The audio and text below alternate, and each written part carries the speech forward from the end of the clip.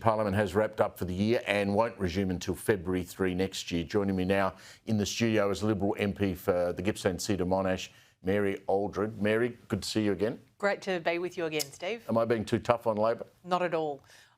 They'd make you think that Australians have never had it better. And the reality is that there's a whole heap of families right across our country right now sitting at their kitchen table, staring at an energy bill stuck to their fridge, wondering how they're going to pay it. Mortgage holders are paying $1,800 more a month thanks to this government. Energy's gone up nearly 40%. And as you say, regions like mine are bearing all of the burden of the renewables rollout and having none of the benefit. When you sit there watching that backslapping and laughing, I mean, I don't know what you made of that picture, but when I saw that in the Australian, I think it was on Wednesday morning after question time on Tuesday, it made me feel ill. There's quite a few of... The hubris is incredible now.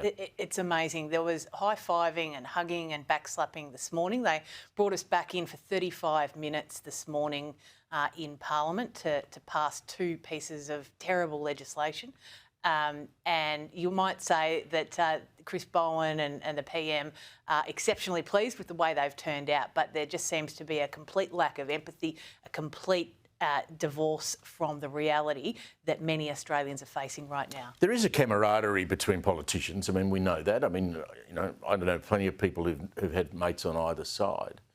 Is it harder when one side had such an advantage and continually during question time ram it down the opposition's throat? Does that make things difficult in the House? I've been in the building for 6 months, Steve, and I went in with a really deliberate attitude of throwing out respect and courtesy to everybody right across the chamber on the other side. And 9.5 times out of 10, outside of that chamber, you get it back. You've got to work on committees and there's other opportunities as well. But the hubris, the lack of respect, the talking over the top, the backslapping, the catcalling, and it's all on that side, predominantly on our side. We're pretty respectful. I mean, there's sometimes one-liners to get your point across, but we listen in respect and courtesy, and none of that is delivered back from this government. They are just so high on their own hubris, it's unbelievable. You ran the opposition ran a number of questions in question time this week, using real-life examples of what power bills are doing to people and how percentage of increases year on year.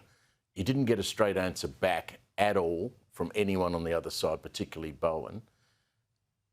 Are they afraid to talk about the reality of power bills? I mean, they're trying to dodge it, but they can't, surely. It was a promise made 100 times, $275 cut, and everyone's bill's gone up. And they're really flat-footed. I mean, Chris Bowen, who part-time minister with his new COP presidency role, but he is really flat-footed on those questions because he's been promising for years and years that, you know, all of these renewable answers, they're all free. Everybody's going to be part of the transition and benefiting, but the reality is they're not.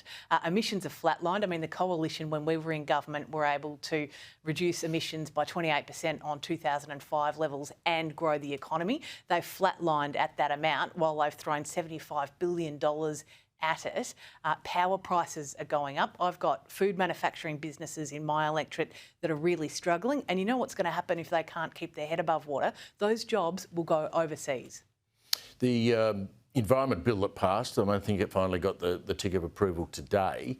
You hold a regional seat. What impact, have you had a chance to read through it? I mean, it's a massive piece 1,500 pages. Bill. What impact might it have on your constituents, do you think? Well, I think you've just got to look at the friends that this bill's got, like the Environment, Victoria, Environment Australia, the Australian Conservation Foundation, to see how bad it is. I'm particularly, of all of the things that I'm really concerned about, I'm particularly worried about our timber industry. In Victoria, the state government, particularly Lily D'Ambrosio, have nearly killed off the timber industry through closing down the native hardwood sector.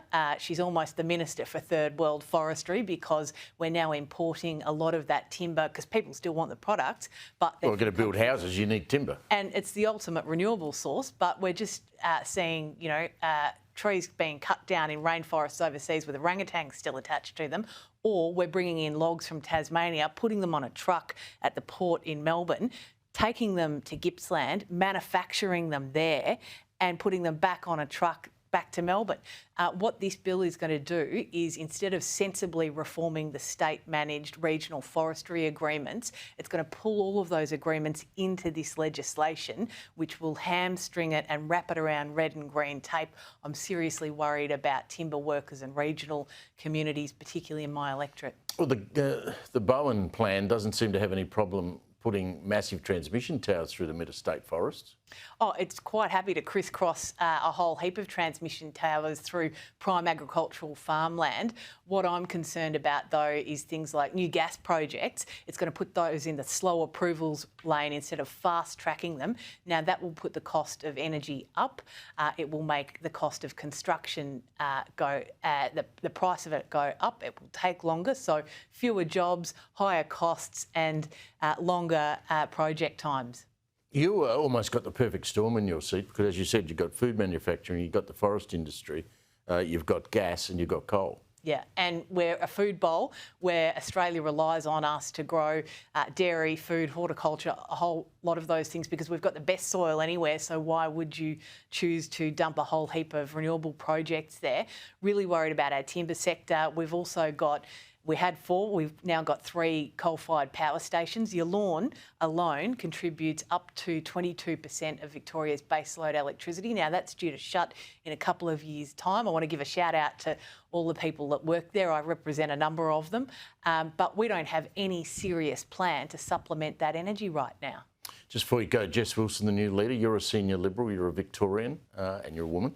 How's she going? She has a great plan to get Victoria back on track. She's going to focus on the economic mess. She's got the skills, the credibility. She's thought deeply about the serious problems that we've got. And I think she's going to make a great Premier. Mary, thanks for coming in again. Thanks, Appreciate it. You have a good parliamentary break. Thank you.